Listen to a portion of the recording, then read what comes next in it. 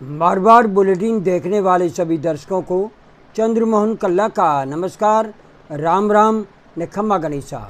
आज बहुत दिनों बाद में गोवर्धन परिक्रमा करने के बाद में मैं जोधपुर लौट आया हूं और जोधपुर से इस समय मारवाड़ बुलेटिन के स्टूडियो से मैं आप सभी का स्वागत करता हूं, अभिनंदन करता हूं। लोकसभा चुनाव नज़दीक है, 26 अप्रैल को मतदान होने वाला है और राजस्थान के मारवाड़ में इस समय रोचक स्थिति बनी हुई है। कांग्रेस और भारतीय जनता पार्टी के बीच में जमकर के संघर्ष है, वो देखने को मिल रहा है। मारवाड़ का गढ़ अशोक गहलोत का गढ़ माना जाता है, तो यहाँ पर भी राम मंदिर और प्रधानमंत्री नरेंद्र मोदी छाए हुए हैं, लेकिन उनके सामने इस बार एक तरफा जीत के दावे खोखले साबित हो रहे हैं, क्योंकि कांग्रेस निरंतर बढ़त की ओर अपने कदम बढ़ा रही है। सबसे पहले पूर्व मुख्यमंत्री अशोक गहलोत के गृह जिले जोधपुर की बात करें तो यहाँ पर केंद्रीय मंत्री गजेंद्र सिंह शेखावत का मुकाबला कांग्रेस के प्रत्याशी कर्ण सिंह उचाड़ा से है। दोनों राजपूत समाज से आते हैं और दोनों के बीच में कांटे की टक्कर बताई जा रही है। जगह जगह पानी को लेकर के जो संकट सामने आया है और एलिवेटेड रोड को लेकर के जो जोधपुर की जनता की मांग थी, वो अभी तक पूरी नहीं होने से जोधपुर के लोग गजेंद्र सिंह शेखावत को ओलबा दे रहे हैं। तो कर्ण सिंह उचाड़ा के पास में खोने के लिए कुछ नहीं है। कांग्रेस ने उन्हें प्रत्याशी बनाया है और वे जम कर के अपना प्रचार कर रहे हैं और आरोप लगा रहे हैं कि संजीवनी घोटाले में राजपूत समाज के लोगों को गजेंद्र सिंह शेखावत ने ठग लिया। ये आरोप कर्ण सिंह उचाड़ा हर सभा में लगा रहे हैं। तो दूसरी ओर गजेंद्र सिंह शेखावत अपने विकास की गाथा निरंतर लोगों के बीच में पहुंचाने का प्रयास कर रहे हैं। आज तो वे भावुक हो उठे जब एक सभा में उन्होंने रूंधे गले से कहा कि मेरा संरक्षण अगर आप नहीं करोगे तो कौन करेगा। इस तरह के हालात 10 साल में पहली बार देखे गए हैं कि जोधपुर में इस बार दो राजपूत सुरमाओं के बीच में कांटे की टक्कर है और इस कांटे की टक्कर में जो भी विश्नोई समाज और जाट समाज के वोट ले जाएगा उसका दिल्ली में पहुंचना बहुत आसान मार्ग हो जाएगा। देखते हैं ऊंट किस ओर करवट बदलता है। कर्ण सिंह उचाड़ा सांसद बनते हैं या गजेंद्र सिंह शेखावत तीसरी बार हैट्रिक जमाने में कामयाब होते हैं। अब हम अगर बात करें बाड़मेर और जैसलमेर संसदीय क्षेत्र की, तो यहाँ पर त्रिकोणीय संघर्ष सामने दिख रहा है। यहाँ पर निर्दलीय प्रत्याशी रविंदर सिंह भाटी जमकर के चुनाव प्रचार कर रहे हैं, तो कांग्रेस के उम्मीदवार राम बेनीवाल भी जमकर के प्रचार कर रहे हैं।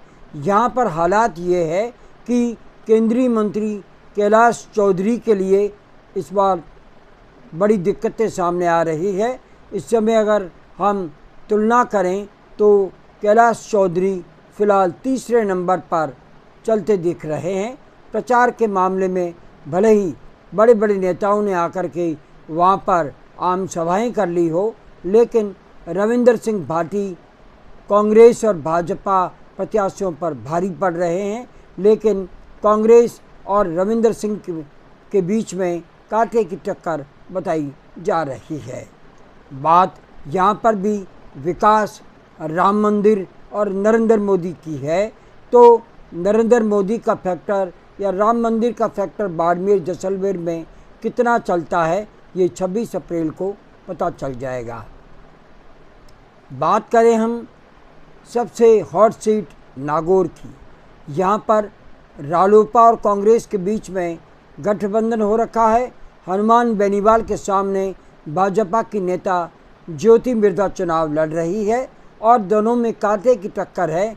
लेकिन हनुमान बेनीवाल यहाँ पर विधानसभा का चुनाव भी जीत चुके हैं तो भारी पड़ रहे हैं, लेकिन ज्योति मिर्धा भी अपना पूरा दाव इस बार नागौर संसदीय क्षेत्र से लगाए बैठी है।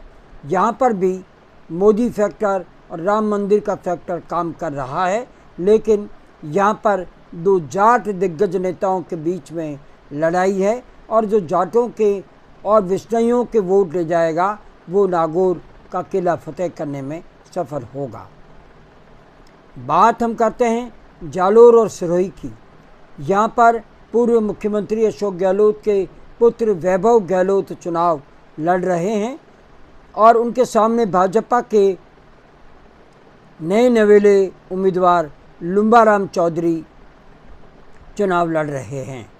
चूँकि हालात राजनीति में किससे और करवट बदल ले पता नहीं चलता। बसपा का प्रत्याशी लाल सिंह धानपुर ने आज कांग्रेस प्रत्याशी वैभव गहलोत के समर्थन में अपना नाम वापस लेकर के वैभव गहलोत के लिए राहें आसान कर दी है। लेकिन यहाँ पर भारतीय जनता पार्टी अपना पूरा दांवपेच लगा रही है, क्योंकि यहाँ पर अशोक गहलोत के पुत्र वैभव गहलोत चुनाव लड़ रहे हैं तो अपने आप में ही ये हॉट सीट बन चुकी है। लेकिन गृह मंत्री अमित शाह हो, चाहे रक्षा मंत्री राजनाथ सिंह हो, चाहे प्रधानमंत्री नरेंद्र मोदी हो, इन सब की निगाहें जालोर सिरोही पर टिकी हुई है। देखते हैं ऊंट किस और करवट बदलता है। वैभव राजस्थान क्रिकेट एसोसिएशन में चेयरमैन रह चुके हैं और इसको लेकर के वे बड़े बड़े दावे क्रिकेट को लेकर के करते रहे हैं और जालोर में बड़ा स्टेडियम बनाने के दावे भी वे कर रहे हैं। तो देखते हैं युवा किस और करवट बदलता है। और मारवाड़ की इन सीटों पर भारतीय जनता पार्टी तयशुदा नहीं मान करके चल सकती कि यहाँ पर वे तयशुदा इस बार चुनाव जीतेंगे, ऐसा नहीं लगता। यहाँ पर कांग्रेस के प्रत्याशी अपनी ताकत के बूते और अपने जातिगत समीकरणों के बूते टिके हुए हैं और यही हालात भारतीय जनता पार्टी के लिए परेशानी करने वाले हैं, क्योंकि जातिगत समीकरण अभी इस समय कांग्रेस और रालोपा के पक्ष में दिखाई दे रहे हैं। अब चुनाव परिणाम क्या बताता है, वास्तविकता तो वही होगी। आज बस इतना ही। अगला समाचार बुलेटिन लेकर फिर हाजिर होंगे और इजाज़त लेने से पहले हम जानना चाहते हैं कि आपको ये चैनल कैसा लगता है। अगर आपको ये चैनल पसंद है तो इसे सब्सक्राइब करें, लाइक करें, शेयर करें और इस चैनल को बढ़ावा दें। अब हमें आज्ञा दीजिए। नमस्कार, जय हिंद, शुभ रात्रि, शब्बा खैर, जय भारती।